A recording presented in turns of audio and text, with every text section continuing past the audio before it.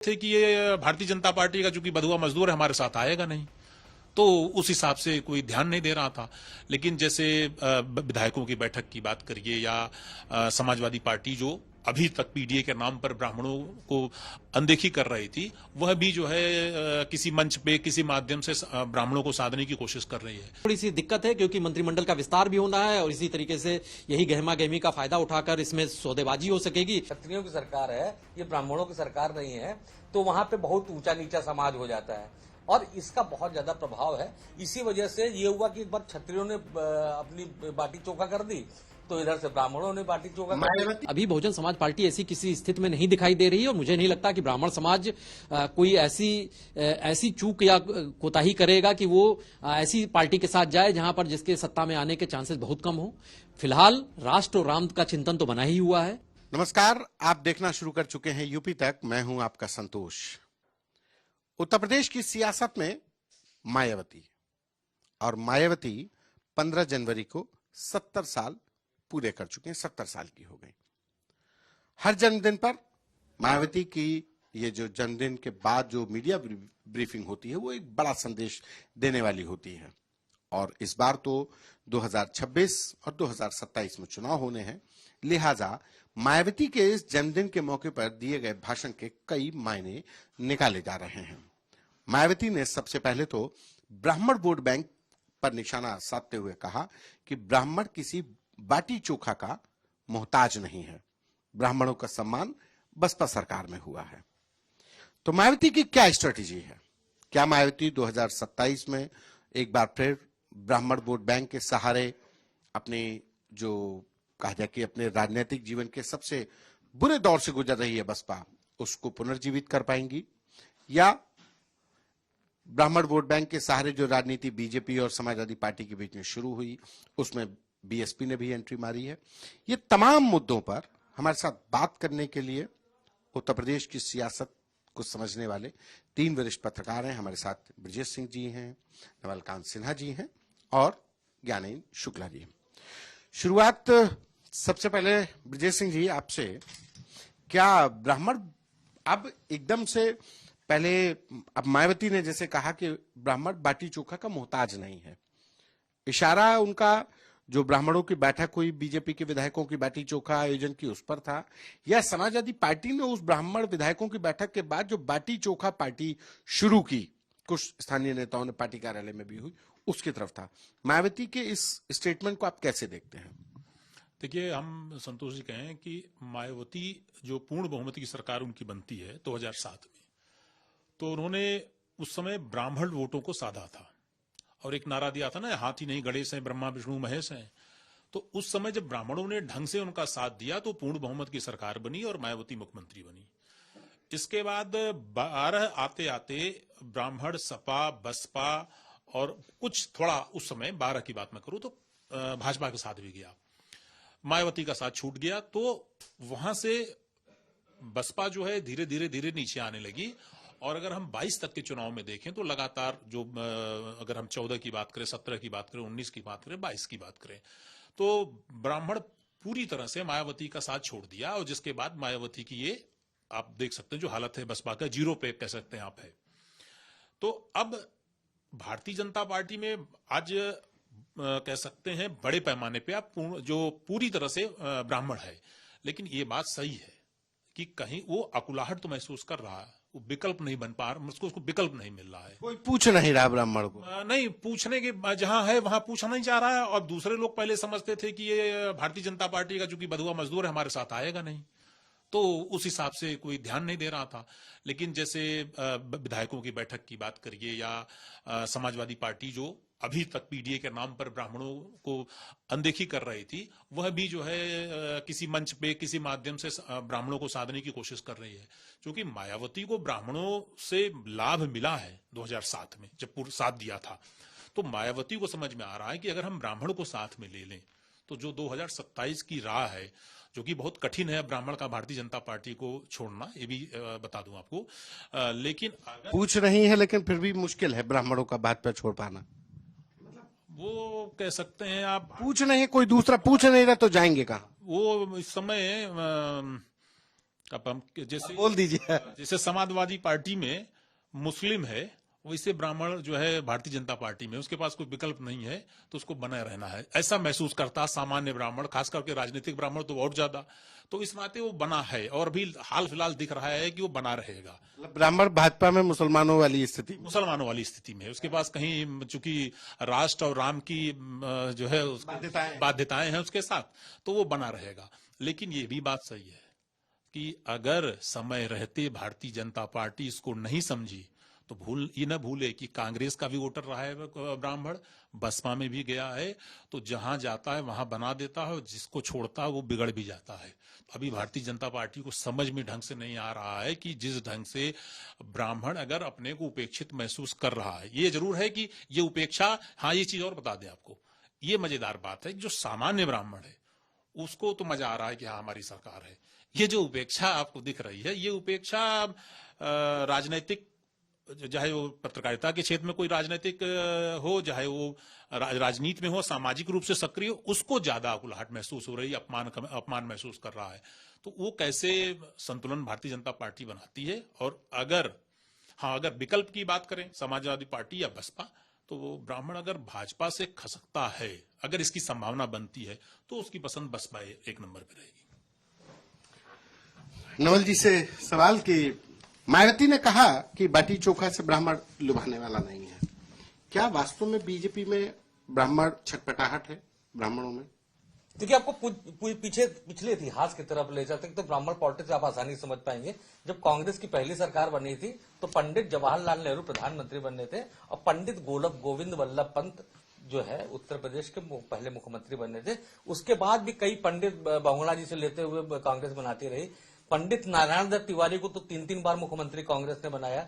लेकिन उसके बाद जब माहौल बदला और सपा की राजनीति शुरू हुई, उसमें पंडित हाशिए पे चले गए। और उसके बाद जब बीजेपी बढ़ के आगे आई और उत्तर प्रदेश में मुख्यमंत्री बनाने की बारी आई, तो केंद्र में प्रधानमंत्री तो उन्होंने पंडित बनाया, लेकिन मुख्यमंत्री आज तक कभी जो है ब्राह्मण नहीं बनाया। तो ब्राह्मण की अब वो रहेगा कहां पे? ब्राह्मण देखिए एक राजनीतिक रूप से बहुत समझदार कौम है और बहुत होशियारी से निर्णय लेती है। जब उसको लगा कि कोई नहीं पूछ रहा है, और मायावती ने, जो कि पहले जूते मारो 4 वाला स्लोगन चलता था और फिर गणेश जी वाला स्लोगन शुरू हो गया, तो वहां तक पहुंचाया, तो ये ब्राह्मणों की ताकत थी। और ब्राह्मणों ने साबित भी किया कि अगर वो किसी के संग कोई जीतने की रेस में है और जिसके संग खड़े हो जाए तो उसको जिता सकते हैं। ये बीएसपी में ब्राह्मण साबित जी ने एक बात कही कि बीजेपी में ब्राह्मणों की स्थिति ठीक उसी तरीके से है जैसे समाजवादी पार्टी के लिए मुसलमान के पास ऑप्शन नहीं है सपा के अलावा। तो क्या आपको भी लगता है कि बीजेपी में भी ब्राह्मणों के पास भी बीजेपी के अलावा ऑप्शन नहीं है, जिसकी वजह से मायावती भी डोरे डाल रही है? मैं यही तो कहने, आपको जो पिछली बात लेके ब्राह्मणों के महत्व से यहां तक लेके आया था, ये केवल बीजेपी नहीं, किसी भी पार्टी में ब्राह्मणों का महत्व नहीं है। समाजवादी तो पीडीए की बात कर रहा है सीधे सीधे, तो वहां ब्राह्मण कहीं किसी भी लिस्ट, किसी भी सूची में नहीं है। एक ब्राह्मण के नाम पे जनेश्वर मिश्रा पार्क और ब्राह्मण के नाम पे सपा के, अरे माता प्रसाद पांडे को नेता प्रतिपक्ष बनाया है मनोज पांडे वहां पर नेता प्रतिपक्ष रहे, जैसे राष्ट्रीय अध्यक्ष बीजेपी ने बनाया है। देखिए, कोई दिखाने के तौर पर किसी को बैठाया जाए, लेकिन महत्व किसका होता है ये आपको बहुत ढंग से पता है। तो ब्राह्मणों के एक ककुलाहट, एक तो ये है कि पूछा ही नहीं जा रहा, बल्कि अगड़ों को ही नहीं पूछा जा रहा है। लेकिन एक और दर्द है, वो दर्द है कि ये कहा जाता है कि क्षत्रियों की सरकार है, और जो ग्रामीण इलाके हैं वहां पे थाने का बहुत महत्व होता है। और जब थाने में ये मैसेज होता है कि क्षत्रियों की सरकार है, ये ब्राह्मणों की सरकार नहीं है, तो वहां पे बहुत ऊंचा नीचा समाज हो जाता है और इसका बहुत ज्यादा प्रभाव है। इसी वजह से ये हुआ कि एक बार क्षत्रियों ने अपनी बाटी चोखा कर दी, तो इधर से ब्राह्मणों ने बाटी चोखा। मायावती क्यों डोरे डालने लगी? मायावती को लगता है कि ब्राह्मणों के सहारे एक्सपीरियंस्ड है और उसके बदौलत सरकार बना चुकी है, और वही एकमात्र विकल्प है कि अगर जो जैसे कि विजय जी ने कहा था कि जो मुसलमानों की स्थिति है बीजेपी में, वही ब्राह्मणों की स्थिति है। तो ब्राह्मणों के पास, उनके पास तो कोई भी रास्ता नहीं है। ब्राह्मणों के पास एक रास्ता बसपा का है, लेकिन वो बसपा में तब जाएंगे जब बसपा उनको मजबूत नजर आए या मायावती चुनाव लड़ती नजर आए। लेकिन इस जो जन्मदिन से उन्होंने घोषणा की है, अगर 1 साल में वो माहौल बना सकती हैं या बनाने की कोशिश करती है, तो जाहिर सी बात है कि ब्राह्मण के पास एक विकल्प है। और मुझको लगता है कि बीजेपी भी इसे गंभीरता से सोच रही होगी। मेरा सवाल ज्ञानी जी आपसे है, आप माइक उधर बढ़ा लेते हैं। आपकी आवाज बुलंद होना जरूरी है, इसलिए क्योंकि राजनीतिक जो समीकरण है 2027 के विधानसभा चुनाव में, उसमें मायावती ने जिस तरीके से ब्राह्मण वोट बैंक की ओर निशाना साधा, क्या लगता है कि मायावती की स्ट्रेटेजी फिर से अपनी 2007 वाली राजनीति में लौटने की है, या सिर्फ मायावती अपने अस्तित्व को बचाने के लिए ब्राह्मण प्रेम जागा है? देखिए, हमारे दो जो विद्वान साथी हैं, ब्रजेश जी और नवल जी ने जो बात कही, मैं उसी को एक्सटेंशन देता हूं कि 2007 का जब चुनाव हुआ था और बहुजन समाज पार्टी को जिस तरीके से बहुमत मिला था, तो उन्होंने सोशल इंजीनियरिंग एक नई तरीके की थी, जिसमें उन्होंने दलित और ब्राह्मण इन दो समीकरणों को मिलाया था। ये कहा गया उसकी वजह से ब्राह्मण जो एक समाज था, उसको ये भी एक एहसास हुआ था कि भाई ये सरकार हमारे उससे मिलकर आई। उन्होंने समर्थन भी किया और वो मान भी रहे थे। सतीश मिश्रा एक बड़े चेहरे के तौर पर थे। लेकिन वक्त बीता, उस सरकार में कई ऐसे मामले आए जहां पर SC/ST एक्ट के तहत मुकदमे दर्ज हुए। गांव तक जो नवल जी बात कर रहे हैं, मैसेज गांव से निकलता है, और राजनीति में, उत्तर प्रदेश की राजनीति में गांव से जो मैसेज निकलता है वो बड़े ऊपर तक जाता है। उसकी गूंज लखनऊ फिर आगे तक दिल्ली तक असर जाता है। तो वही हुआ, मुकदमे दर्ज हुए, लोगों का मोहभंग होना शुरू हुआ। सतीश मिश्रा के बारे में यह कहा गया कि, बल्कि ये नाम भी चर्चा में शायद याद होगा बहुत सारे लोगों को, कि बहुजन सतीश पार्टी या बहुजन सतीश उनका परिवार पार्टी एक हो गई थी। यानी जो ब्राह्मण के नाम पर जो भी लोग थे वो सतीश मिश्रा के परिवार के लोग थे, उनके भाई भतीजे, उनका पूरा कुनबा था। तो ये ब्राह्मणों को ऐसा भी लगा कि जो अधिकार की बात होगी, जो उनको एक आगे आने की बात होगी, वो सारा हक तो एक ही व्यक्ति या उसी के परिवार के पास चला गया। तो वो एक प्रयोग शुरुआती दौर का सफल रहा, लेकिन बाद में लोगों का मोहभंग हो गया। 2012 में ब्राह्मण समाज ने अखिलेश यादव की बात क्या करें, समाजवादी पार्टी का समर्थन किया था, क्योंकि वो वक्त था, आपको याद होगा कि जब रिजर्वेशन में, प्रमोशन में रिजर्वेशन की बात आई थी, उस वक्त मुलायम सिंह यादव ने मुखालिफत की थी। तो ब्राह्मण समाज को उसका एक बड़ा हिस्सा समाजवादी पार्टी के साथ गया था, और निश्चित तौर से 2012 की सफलता में वो भी एक बड़ा योगदान है। ये इसलिए भी महत्वपूर्ण हो जाता है, अभी कोई जातिगत जनगणना नहीं हुई, लेकिन तमाम आंकड़े मौजूद हैं, और हर आंकड़े को आप जब आंकेंगे तो ब्राह्मण समाज की तादाद 10 से 12% के करीब उत्तर प्रदेश में दिखाई देती है। और जिस उत्तर प्रदेश में 2-2, 3-3 फीसदी बाकी जो जातियां हैं उनकी बड़ी अहमियत होती है चुनाव के वक्त, जहां पर कुछ 3 से 4% फ्लोटिंग वोट होते हैं, वो अगर निर्णय कर लेते हैं तो 10-12% का जो वोट बैंक है वो बड़ा वोट बैंक कहा जाएगा। लेकिन ब्राह्मण समाज के लिए 2017 के बाद से, जैसे ब्रजेश जी ने कहा कि राष्ट्र राम, ये चिंतन जो है वो उसके लिए महत्वपूर्ण हो जाता था। वो भारतीय जनता पार्टी के साथ आए थे। अब परिदृश्य बदला है।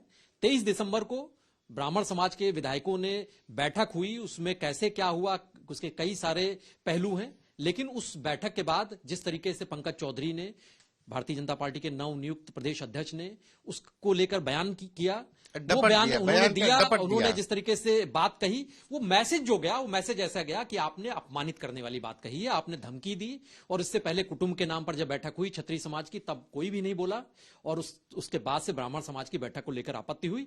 और देखिए, जब भारतीय जनता पार्टी के बीच में, उनके खेमे में इतनी दिक्कतें होंगी, वहां पर हलचल मचेगी, तो आपदा में अवसर बाकी दल ढूंढेंगे ही ढूंढेंगे। अब कौन से, जब भारतीय जनता पार्टी से ब्राह्मण अगर नाराज होते हैं तो कौन अवसर ढूंढना चाहेगा? अब कांग्रेस इस स्थिति में बची नहीं है। उसको तो एक बेताल वाला जैसे तरीका, उसको तो कहीं किसी का कंधा चाहिए, उसी के सहारे ही वो गठजोड़ करके ही अब कुछ कर पाएगी। उत्तर प्रदेश में फिलहाल तो ऐसा होता भी कुछ दिखाई नहीं दे रहा उनके पक्ष में। अब 2 पार्टियां बसती हैं, समाजवादी पार्टी, बहुजन समाज पार्टी।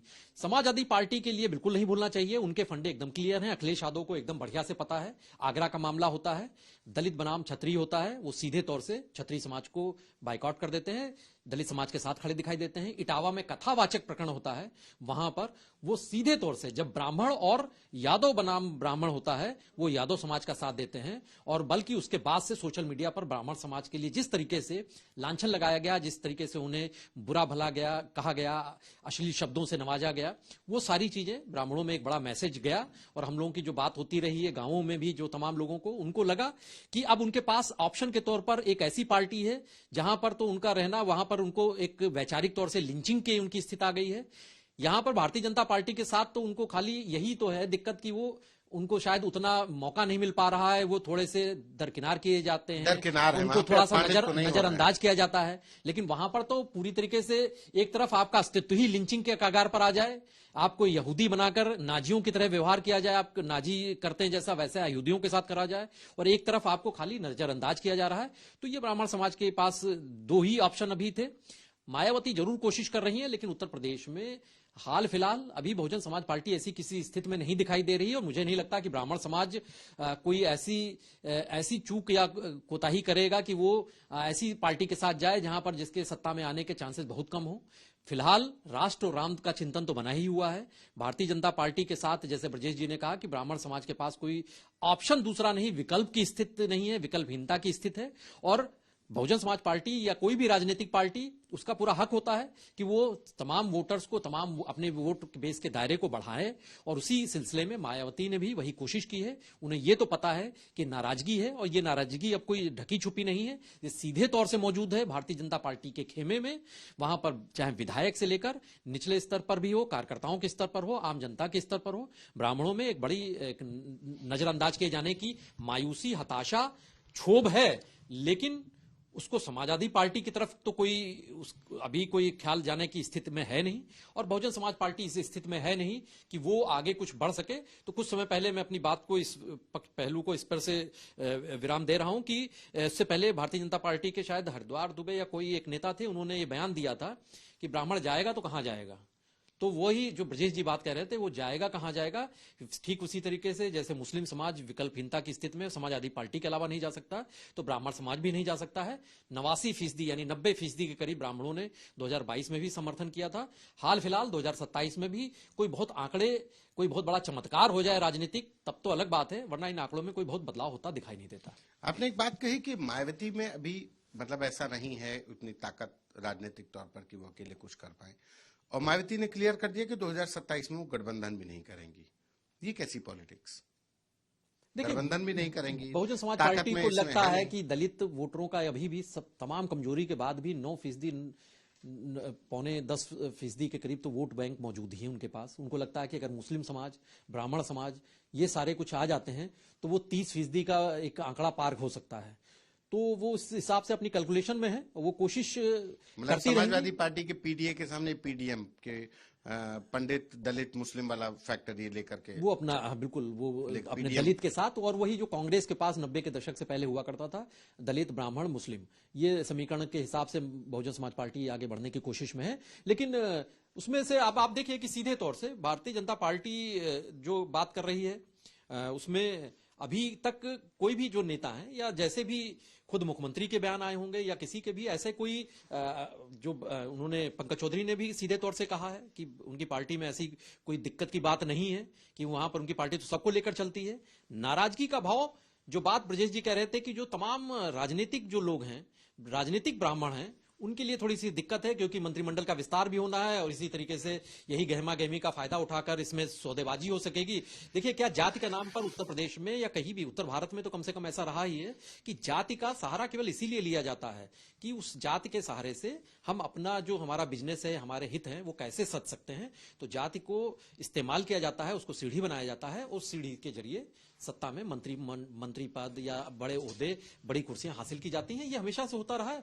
ब्राह्मण समाज के नेता अगुआ जो बनते हैं कथित तौर से, वो भी इससे अछूते नहीं है। वो भी पूरी कोशिश यही कर रहे हैं कि किसी भी तरीके से ब्राह्मणों का एक बड़ा नाराजगी का नैरेटिव तैयार किया जाए 2027 से पहले, और उससे पहले मंत्रिमंडल का विस्तार हो या फिर कोई और तमाम जो अध्यक्ष हैं, सत्ता के कई सारे जुड़े हुए जो प्रतिष्ठान हैं, उनमें उनको मौका मिल जाए। तो ये सब केवल उसी के लिए दिखाई दे रहा है, उससे अधिक, उससे इतर तो होता कोई दिखाई नहीं दे रहा। सवाल आपसे नविल जी कि 2027 में मायावती ने कह दिया कि हमें किसी से गठबंधन नहीं करना है। इस परिस्थिति में जब वो गठबंधन नहीं करेंगे, ब्राह्मणों को लुभा भी नहीं है, तो जो कोर वोट है, दलित वोट बैंक है मायावती का, वो स्थिर रह पाएगा, क्योंकि लगातार चुनाव से उनका अपना जो बेस है वो भी खिसकता जा रहा है। अब तो स्थिति ये आ गई कि बीएसपी अपने राष्ट्रीय पार्टी के जो पैमाने हैं वही खतरे में कि वो राष्ट्रीय पार्टी रहेगी भी कि नहीं रहेगी।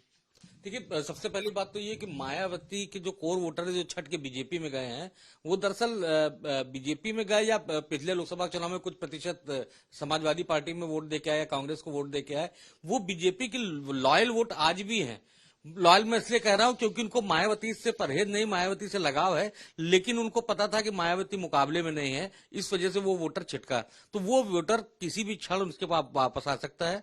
दूसरी बात ये जो बात हो रही थी कि प्रो मुस्लिम पॉलिटिक्स की, जो कि सपा करती है, कांग्रेस करती है, मायावती का आप प्रयोग देखेंगे तो वो कभी भी प्रो मुस्लिम बयान उनके तरफ से नहीं आते और वो अब नहीं बोलती हैं।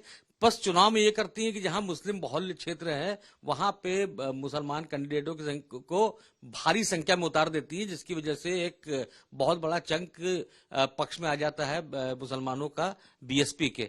लेकिन ये बीएसपी की भी छवि जो मुसलमानों के नजर में है वो ऐसी है कि बीएसपी बीजेपी की बी टीम है या बीजेपी से मिली हुई नेता है, तो मुसलमानों को विश्वास तो उस पर नहीं। लेकिन जो स्ट्रेटेजी है मायावती की, वो हमेशा से ये रही है कि वो टिकट देते हैं ऐसे लोग को। अपना दलित वोट बैंक भी तो खिसकने के वो मैं कह रहा हूं ना कि वो वोट छिटका जरूर है, लेकिन उसके अंदर आज भी मायावती के प्रति लगाव। आप तो गांव घूमते हैं, आप देखते होंगे कि गांव में जब लोगों से बात करते होंगे तो एक अटैचमेंट जो है, वो अटैचमेंट वही वोटर है जो कह रहा है कि मायावती मुझे बहुत अच्छी लगती है, बहुत अच्छी नेता है, वही वोट बीजेपी को वोट देके आया है। तो वो वोटर जिस दिन में मैं ये कह रहा हूं कि मायावती अगर एक साल मेहनत कर लें तो उनकी पार्टी फिर से खड़ी हो जाएगी, फिर से सर्वाइव कर जाएगी और एक अच्छे मुकाबले में आ सकती है। और मायावती अगर मुकाबले में आती तो सबसे बड़ा संकट बीजेपी के सामने खड़ा होगा, क्योंकि जो सबसे ज्यादा वोट कटेंगे, जो मायावती के पक्ष में जाएंगे, वो बीजेपी की जाएंगे, क्योंकि मायावती एक तो पहले अपने पुराने वोट वापस लेके आएंगी, वो नुकसान होगा बीजेपी का। दूसरा जो और वोट, जैसे ब्राह्मणों की बात करें कि अगर ब्राह्मणों को लगा कि उनकी जो चेतना है, जो उनका समाज में सम्मान है, उस सम्मान को ये मायावती जो है बचा सकती है, या ये मैसेज जा सकता है कि ब्राह्मणों ने चुनाव लड़ाया तो मायावती जीत गई है, तो वो पूरा का पूरा ब्राह्मण समुदाय बीजेपी को छोड़ करके बीएसपी की तरफ जा सकता है। लेकिन इसमें लेकिन परंतु भी है, क्योंकि अभी लड़ाई में कहीं दिख नहीं रही है। तो जैसा ज्ञानेंद्र जी ने कहा कि ब्राह्मणों के पास अभी कोई रास्ता उनको दिख नहीं रहा है। एक हल्की सी रोशनी जरूर दिखी है, और अगर ये रोशनी थोड़ी सी पुष्पित पल्लवित होती है तो फिर उजाले की तरफ जितने जुगनू है, ब्राह्मण जुगनू, वो इधर ही आके इकट्ठा होंगे। विजय जी, इसी बात को आगे बढ़ाते हैं कि मायावती ने जैसे ब्राह्मण प्रेम दिखाया, लेकिन उन्होंने कह दिया 2027 में मुझे गठबंधन में नहीं करना है। तो क्या इसके सहारे वो अपने एक वोटर को, क्योंकि ये कहा जाता है कि मायावती या बीएसपी बीजेपी की बी टीम है, तो वो एक मैसेज देने की कोशिश की है कि वो किसी के साथ नहीं रहेंगी, वो फिर से एक बार 2007 के तरीके से ही इंडिपेंडेंट लड़ेगी और बीजेपी के लिए चुनौती देंगी। क्या लग रहा है? देखिए, हम लोग चलिए मान लेते हैं थोड़ी देर के लिए, ये मान लिया, मैंने इसीलिए कहा गणित में सवाल होता है ना, मान लिया जाता है, तो मान लेते हैं मायावती भारतीय जनता पार्टी की बी टीम है। तो सबसे बड़ी बात है, हम कितना भी यहां बोल लें, कितना भी कह लें, नाराज ब्राह्मण उसकी संख्या बहुत बड़ी नहीं होगी।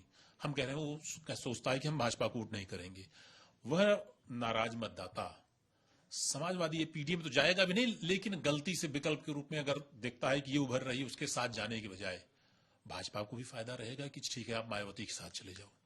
मुसलमानों में भी जितना सेंधमारी कर सकती हैं मायावती, तो उसका भी फायदा भाजपा को है। तीसरा, 2024 में जो उत्तर प्रदेश में 14, 17, 22 और 19 में जितना मतलब जो मायावती का वोट बैंक था, दलित वोट बैंक, उसका फायदा भाजपा को मिला था। 24 में थोड़ा सा रुख बदला, वो चला गया है जो है समाजवादी पार्टी के। तो मायावती अपना वापस ले आए, प्लस इनसे नाराज पीडीए की तरफ ना चला जाए, और जो पीडीए का फार्मूला है उसमें जो सेंधमारी कर लें, तो उसके लिए अगर बी टीम है तो बहुत परफेक्ट मामला है भारतीय जनता पार्टी का। तो उसके लिए अच्छा रहेगा कि नहीं, मायावती अगर बी टीम बन के भी काम कर रही है, और वही इसका फायदा मायावती को ही होगा। जो इस समय आप सोचिए कि बसपा बहुत संकट से जूझ रही है कि विधायक के नाम पे दोनों सभी सदनों को मिला लीजिए। अगर आप वहां लोग विधायक उमाशंकर सिंह शंकर है ना, राज्यसभा लोकसभा मेरे ख्याल से कुछ कोई नहीं है, तो ऐसे में संख्या बल, वोट प्रतिशत बढ़ने के साथ साथ सदन में संख्या बल हो, और कहीं ऐसी संख्या बल ना हो कि सरकार बनाने बिगाड़ने की भूमिका में हो, और नहीं तो अपना वजूद बनाने के लिए संख्या बल हो। तो मायावती गठबंधन नहीं करेंगे और मायावती यही करेंगे कि इस बार वो देखिए जो पिछला चुनाव था उसमें टिकट बदलना, किसी का टिकट काट देना, लेकिन अभी जो दिख रहा है और खास करके जो अभी बड़ी एक रैली किया था लखनऊ में उन्होंने कुछ महीनों पहले, उसको देखिए, मायावती के बयान देखिए, जिसमें अब एक बीच में उन्होंने कहा कि जो हमसे नाराज लोग हैं उसमें वापस आ जाएं। नाराज तो बड़ी दिग्गज, मतलब पार्टी तो बड़े बड़े दिग्गज लोगों ने छोड़ दिया, खैर उनकी वापसी तो मुश्किल है, लेकिन मायावती का जो स्वभाव है उस स्वभाव में वो मान मनौवल कर रही हैं कि अपने पुराने लोगों को मनाने की कोशिश कर रही हैं, वापस लाने की कोशिश कर रही हैं, मतदाताओं को मनाने की कोशिश कर रही हैं। जिस ब्राह्मण मतदाता के दम पे उन्होंने 2007 में सरकार बनाई तो उसके लिए मनाने की कोशिश कर रही हैं। तो मायावती अगर गठबंधन करें न करें, उनका जो कोर वोटर था वो 16-17% हुआ करता था, तो वो 9 पे आ गया, तो ये अन्य जगहों पे चला गया, सपा में चला गया, बीजेपी में चला गया। अगर वो वापस आ जाए, जो नाराज ब्राह्मण, नाराज मुस्लिम या कोई भी समाज का आदमी नाराज है, तो अगर किसी भी वर्ग के नाराज लोगों की अगर विकल्प पूछा जाए, जो मुझे लगता है कुछ लोगों को छोड़िए, कुछ जातियों को छोड़िए, तो आज भी बसपा उनकी पसंद है। अगर उनको विकल्प दिया जाए तो बसपा उनकी पसंद है। मायावती का काम करने का तरीका था कि वो मनमानी नहीं करने देती थी। उनका काम करने का अफसरों को मनमानी नहीं, अगर शिकायत पहुंच गई, अफसर चाहे कितना कर, बाकी ये किसी भी सरकार में नहीं था, किसी भी सरकार में नहीं, मौजूदा सरकार में बिल्कुल नहीं है कि अफसर अगर उनके मायावती में चाहे आप जितने करीबी हो, अगर आपने गलती कर दी, कश्मीरा सिंह तो याद होगा, एक अफसर बहुत करीबी थे, मायावती के नाक के बाल हुआ करते थे, उनकी शिकायत मिली, उनको जरा सी देर नहीं लगी हटाने में। तो मनमानी करने की छूट नहीं है इस अब मौजूदा सौर में। तो कई अफसर इतनी मनमानी कर रहे हैं, नाम न लिया जाए ज्यादा ठीक रहेगा, ठीक है। तो मनमाना पंथ है, खैर वो मायावती का काम करने का तरीका था कि आप मनमानीपन नहीं करेंगे, आप हमारे करीबी हैं, आपको अधिकार हैं। लेकिन तो अखिलेश यादव को एकदम से, अखिलेश यादव ने कल ट्वीट करके बधाई दी है, तो कहाँ पे तो बिल्कुल एक साथ बुआ भतीजे की जोड़ी ऐसी टूटी कि मतलब वो उनको दलित विरोधी और वो मायावती को। लेकिन कल से क्या मतलब अखिलेश यादव और मायावती के बीच की अगर बात करें, सपा बसपा के बीच में कुछ बर्फ पिघली है कि 2027 में अखिलेश यादव की तरफ से कुछ ऐसी कोशिश शुरू की गई है कि अगर संभावनाएं बने तो एक बार फिर मतलब इस ट्वीट और बधाई देने के मामले, और उसके बाद जो एक छोटी सी घटना हुई वहां पर शॉर्ट सर्किट हुआ, तो अखिलेश यादव ने सवाल उठा दिया कि ये तो सुरक्षा में चूक है, जांच होनी चाहिए। मतलब मायावती की सुरक्षा की चिंता अखिलेश यादव कर रहे हैं। देखिए, जो 2024 में अखिलेश जी पा गए हैं ना, वो उसी को बचाना चाहते हैं, वो बना रहे, बचा रहे, जो कठिन है 2000 चुनाव। उसमें देखिए 2024 में 2 कारणों से पाए। जो इनके बीजेपी की 1-2 एमपी का बयान आ गया, तो एक मैसेज जो ये लोग कहे कि संविधान में बदलाव होगा, आरक्षण खत्म हो सकता है, थोड़ा सा कहीं ना कहीं नीचे इसका असर दिखा, गांव में इसका असर दिखा। इस बात को नीचे तक पहुंचाने में ये लोग कामयाब रहे, और बीजेपी इसका खंडन बेहतर तरीके से नहीं कर पाई कि नहीं ऐसा कुछ होगा नहीं। तो लगा कि अगर बीजेपी खंडन नहीं कर रही है, ये लोग कह रहे हैं कहीं ऐसा हो न जाए, तो उसका लाभ अखिलेश यादव को मिला।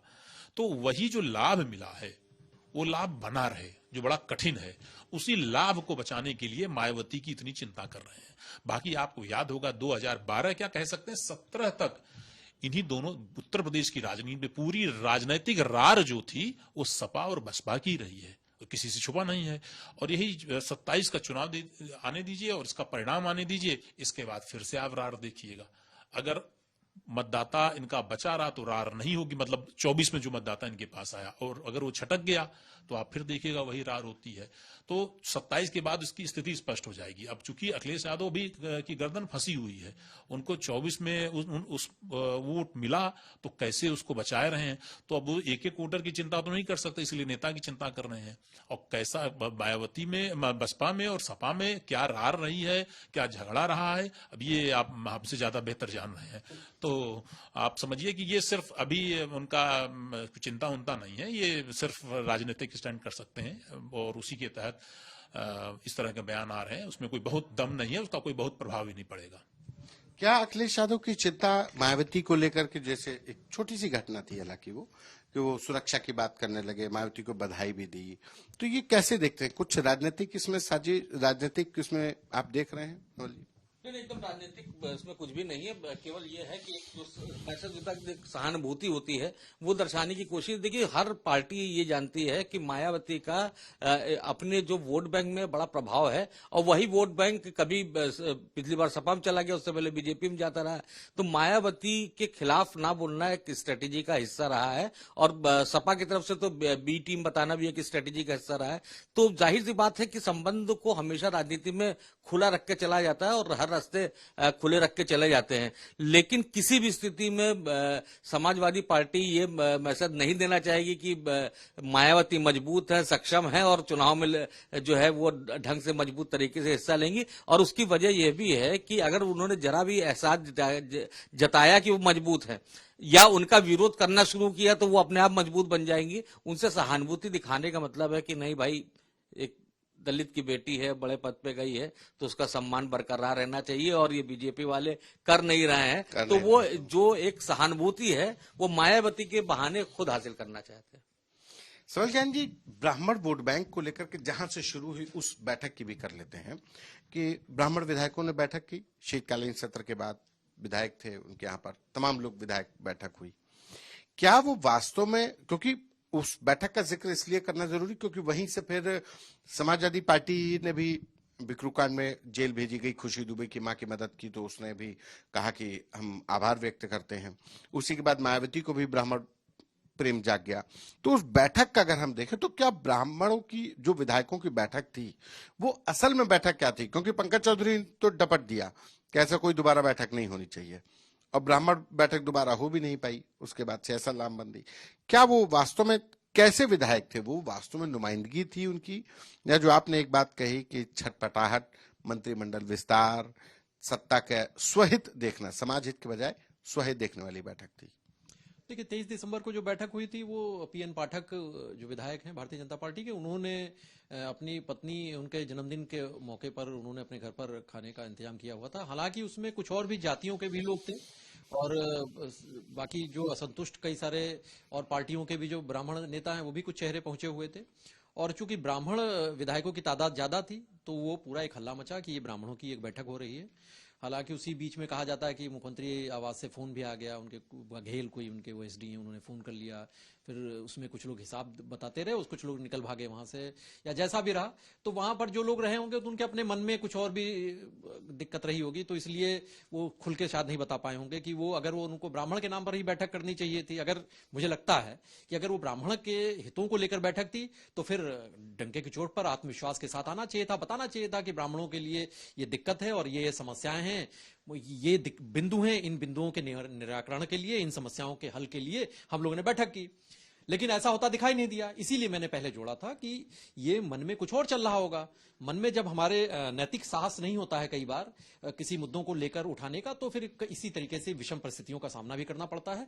तो ये जो ब्राह्मणों के नाम पर जो बैठक की गई थी, तो मुझे तो पूरी तरीके से ऐसा महसूस होता है, या लोगों में भी एक परसेप्शन तो गया ही, क्योंकि उसके बाद से ना किसी ने जिस तरीके से सन्नाटा साध लिया, जिसको कहा जाता है चुप्पी साधना अलग होता है, एक बिल्कुल सीटी एकदम ऊपर चढ़ा लेना कि वो एकदम कोई बोला ही नहीं। उसके बाद बयान देने से भी बयान वीर आए, वो भी सब भाग खड़े हुए। और दरअसल उनके डरना भी लाजमी है कि वो बता भी नहीं पा रहे हैं खुल के कि दर्द कहां है और किससे है, वो भी नहीं बोल पा रहे हैं। और दूसरा सबसे बड़ी दिक्कत तो यही है कि मंत्रिमंडल विस्तार में जगह ना मिले, कहीं वो तो रह ही जाए, और अभी 2027 आ रहा है, टिकट भी ना कट जाए इस माहौल में।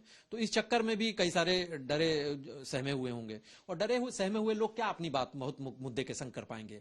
और निश्चित तौर से जब ब्राह्मण समाज के डरे सहमे लोग, मैं संतोष जी ये भी आपको बताऊं कि 23 दिसंबर को जो लोग बैठक कर रहे थे, ब्राह्मण समाज के नाम पर बैठक कर रहे थे, ब्राह्मणों से ही, मतलब तमाम ब्राह्मणों से जब बात हुई उस बैठक के बाद, उनके कई सारे सवाल थे, बड़े वाजिब सवाल थे। वो कह रहे थे कि जो बैठक में ब्राह्मण आए हैं, ये ब्राह्मण विधायक खाली ये बता दें कि पिछले 4.5 साल या जो सत्ता खत्म हो रही है, इस पूरे सालों में उन्होंने ब्राह्मणों के नाम पर क्या किया। अगर वो ब्राह्मण समाज के हित के लिए बैठक कर रहे थे तो ब्राह्मणों के नाम पर उन्होंने दरअसल किया क्या, कौन से ऐसे मुद्दे हुए जहां पर वो ब्राह्मणों के मुद्दों को लेकर खड़े हुए, समाज में ब्राह्मणों के लिए कोई योगदान दिया हो, कहीं पर कोई दिक्कत हुई हो, वहां पर खड़े हुए हो।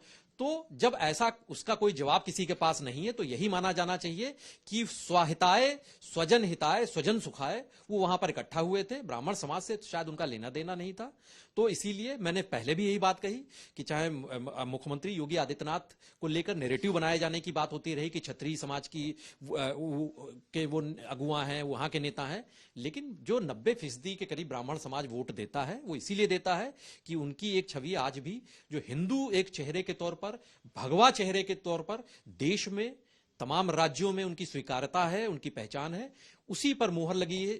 2022 में भी, 2024 में भी वैसा ही रहा, 2027 में भी बहुत सूरत बदलने वाली नहीं। मैंने पहले भी कहा, एक पार्टी की विचारधारा सीधे तौर से ब्राह्मणों की लिंचिंग के लिए बात कर रही है और एक तरफ सिर्फ उनके कुछ मुद्दों पर उन्हें नजरअंदाज करने की बात हो रही है। इन दो बिंदुओं पर, जहां पर एक तरफ जीने का ही सम्मान के साथ जीने का हक ही छीन लिया जा रहा हो, एक तरफ जहां पर हो कि आपके कुछ मुद्दों पर आपकी जरूरतें पूरी नहीं हो पा रही हो, इनमें से किस विकल्प पर आप जाएंगे, तो मुझे लगता है ये कोई बहुत रॉकेट साइंस नहीं है समझना वो किसके साथ जाएंगे। बाकी कांग्रेस चूंकि जैसे वो इस स्थिति में है नहीं, बहुजन समाज पार्टी कोशिश कर रही है, राजनीतिक दल को कोशिश करना चाहिए, चूंकि उसके सामने तो अपने अस्तित्व का ही संकट है। वो चाहे राज्यों की विधायिका हो, चाहे केंद्र में हो, संसद में भी इस साल वहां राज्यसभा से भी शून्य हो जाएगी, तो वहां लोकसभा, राज्यसभा, उत्तर प्रदेश की विधानसभा, विधान परिषद, हर जगह शून्यता को प्राप्त हो रही है। उस पार्टी के लिए अस्तित्व का संकट इसलिए है कि राष्ट्रीय पार्टी का दर्जा बरकरार नहीं रह पाएगा, तो वो सारी कोशिश करेगी। ये ब्राह्मण समाज का एक बड़ा वर्ग है, उनकी आबादी उत्तर प्रदेश में इतनी है, इतनी स्तर पर कि जहां पर उस आंकड़े के से राजनीतिक उलटफेर हो सकते हैं, होते रहे हैं। इसीलिए ब्राह्मण समाज अपना वो असर तो दिखाएगा, लेकिन भारतीय जनता पार्टी से छिटक कर अब जाएगा कहां, तो मुझे ऐसा नहीं लगता कि उत्तर प्रदेश में अब किसी और कोई पार्टियों का विकल्प बचता नहीं। समाजवादी पार्टी और बसपा और कांग्रेस की स्थिति मैंने साफ कर दी। भारतीय जनता पार्टी में मैंने पहले ही बता दिया कि फिलहाल राष्ट्र और राम की जब चिंतन होगी और मुख्यमंत्री योगी आदित्यनाथ एक हिंदू चेहरे के तौर पर दिखाई देंगे, तो तमाम नैरेटिव बनाए गए थे, जैसे नैरेटिव तो 2024 में भी बनाए गए थे, आरक्षण खत्म हो जाएगा, संविधान बदल जाएगा, तो ऐसे ही नैरेटिव ब्राह्मणों की नाराजगी का भी बनाया जा रहा है। तो वो नैरेटिव चलता रहेगा, 90% के करीब है, हो सकता है इसमें बढ़त भी हो जाए 2027 में इस आंकड़े में। और उसके अलावा बाकी जो 23 दिसंबर की बैठक की आपने बात की, उससे शायद अगर दबाव बनना होता, अगर वो थोड़े से अड़ जाते, तो शायद मुझे लगता है जो अभी चर्चा चल रही है कि मंत्रिमंडल विस्तार होगा, उसमें उनको कुछ जगह भी उनमें से कुछ लोगों को मिल सकती थी। लेकिन अभी चूंकि वो इतनी हड़कंप मच गई, एक बार की मुख्यमंत्री आवास से फोन आ गया, उस पर भाग खड़े हुए कुछ लोग थे, और उसके बाद से जब से पंकज चौधरी जी ने डपट लगा दी है, उसके बाद से एकदम सन्नाटा छा गया है। तो मुझे लग रहा है कि वो शायद ब्राह्मणों के मुद्दे कम थे, स्वजन हिताय स्वजन सुखाय के मुद्दे ज्यादा थे, इसी वजह से वो उस तरीके से खुलकर सामने नहीं आ पाए, वो चुप्पी साध ली है। और अब डर ये भी हो गया है कि वो हिसाब क्या देंगे, 2027 में पूछा जाएगा, चलिए आप ब्राह्मणों के नेता हैं, ब्राह्मण की वजह से आपको टिकट देना है, तो आपने ब्राह्मण समाज के लिए अब तक किया क्या है, इसका ही अगर कहीं ब्यौरा मांग लिया गया तो वो भी बताने की स्थिति में नहीं होंगे। और अपनी विधायक निधि तो उन्होंने खर्च की ही कितनी होगी, वो तो एक बड़ा सवाल रहेगा ही। तो 2027 में टिकट ना कट जाए, इसी वजह से ये सब इस तरीके से बैठकें शिगुफा नैरेटिव बनाने का खेल हो रहा है। हाल फिलहाल ब्राह्मणों के लिए उनके पास भारतीय जनता पार्टी के अलावा कोई विकल्प है नहीं, और विकल्पहीनता की स्थिति रहेगी तो फिर उसी तरीके से 90, 92, 95 तक का प्रतिशत का आंकड़ा दिखाई देगा, ऐसा मुझे लगता है। तो ये उत्तर प्रदेश के वो लोग हैं जो सियासत को बखूबी समझते हैं, सियासतदानों के बयान को समझते हैं। तो बहरहाल मायावती भले ही कह रही हो कि उत्तर प्रदेश का ब्राह्मण बाटी चोखा के लुभावने में नहीं आएगा, बाटी चोखा में नहीं बटेगा, लेकिन अभी जो मायावती ब्राह्मणों के हित की बात, ब्राह्मण प्रेम की बात कर रही हैं, उनके खुद का राजनीतिक संकट, अस्तित्व का संकट बरकरार है। ऐसे में ब्राह्मणों के पास, जैसा ब्रजेश जी ने भी कहा कि ब्राह्मणों के पास विकल्पहीन है। बीजेपी चाहे मन से चाहे सिद्धांत से अभी बीजेपी के पास ही रहने की उम्मीद है। हालांकि 2027 अभी दूर है, बहुत सारी राजनीतिक गतिविधियां, राजनीतिक गुणागणित होना बाकी रहेगा। बहरहाल देखते रहिए यूपी तक, हम ऐसे ही बताएंगे उत्तर प्रदेश की हर सियासत की छोटी बड़ी खबर और उसके मायने, क्योंकि सियासत पर हमारी रहती है नजर। नमस्कार।